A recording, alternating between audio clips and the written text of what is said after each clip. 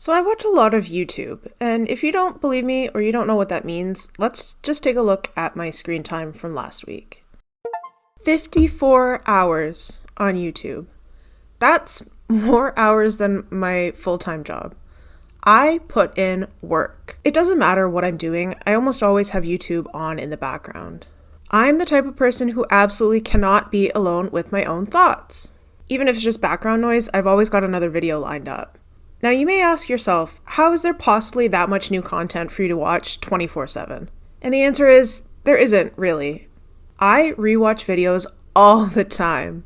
And for the most part, that's how I like it. But the other day, I found myself watching a video and thinking to myself, ooh, I would really like to watch this other video from the same channel. But rather than searching it up, I just kept clicking through to videos and seeing if YouTube would suggest it to me. It took probably 2 or 3 videos from that same channel to get there, but YouTube somehow knew that that video was something I might want to watch. So then I had an idea. What if I only watched what YouTube recommended to me for 24 hours? How well does YouTube really know me?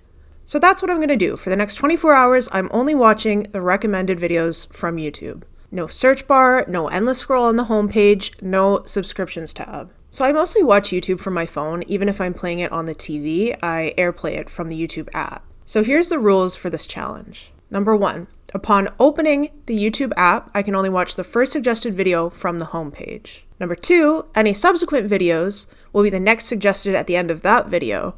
Basically, what would autoplay if I ever turned autoplay on, which I don't.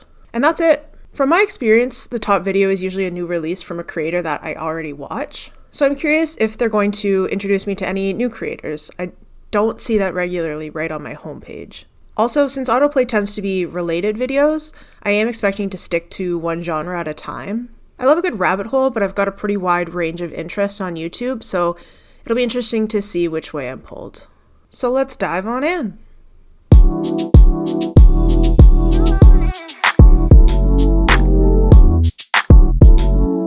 Alright, so I've got to come clean. I actually already ran this experiment earlier this week, and the results were boring.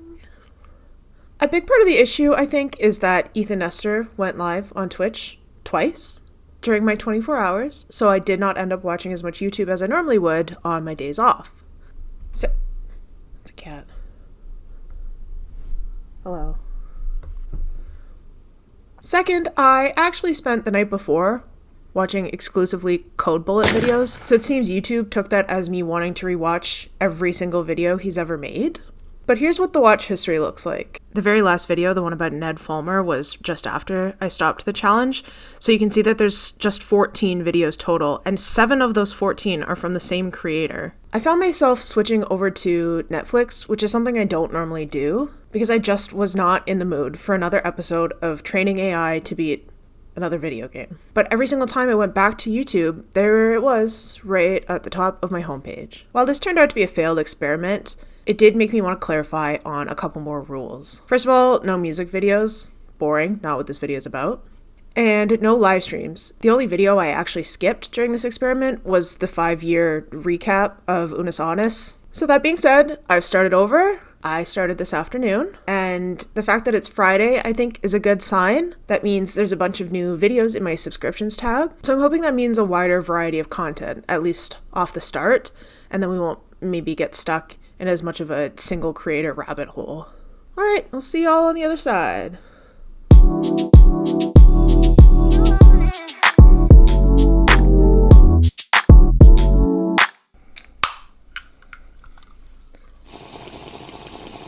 So it's been 24 hours, and I gotta say, I'm honestly a little disappointed in how this turned out. 20 out of 27 of the videos I watched were from the same creator. Why does YouTube do this? Only 5 of that total 27 were recent uploads. Sorry, I just need to jump in here and apologize for me squinting for the rest of the video. I took off my glasses so that you couldn't see weird reflections, but I also didn't put my contacts in, so I'm really sorry I'm blind.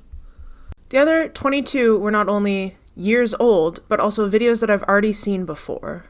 I do have to point out, though, this right here is my favorite transition.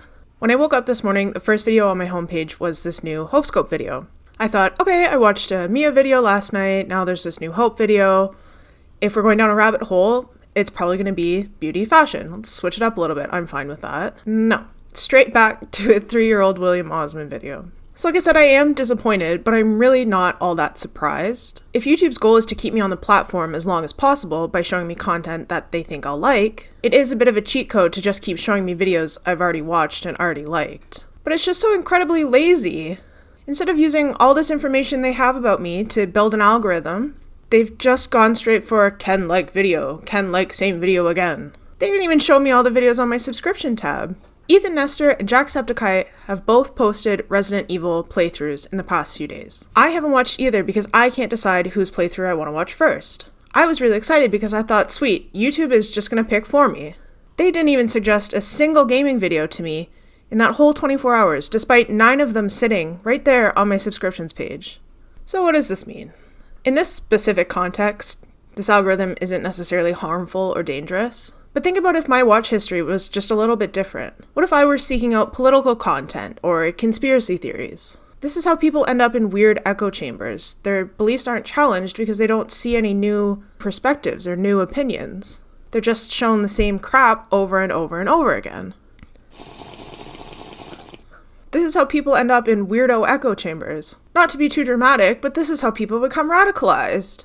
It's also no wonder to me that smaller creators have a harder time getting views. I've seen suggested videos with very few views on them from creators that YouTube thinks I might like, on topics that I'm already interested in, but it's only ever buried like 20 videos deep on my homepage after all of this content that I've already watched. I should point out that I do have YouTube Premium. I quite honestly don't understand how the money from YouTube Premium goes to creators. Maybe that's a bad thing to say. I should look into that. I did look it up. It seems like it's just split up based on how much time I spend watching different creators. So maybe things would play out differently if there were ad revenue involved.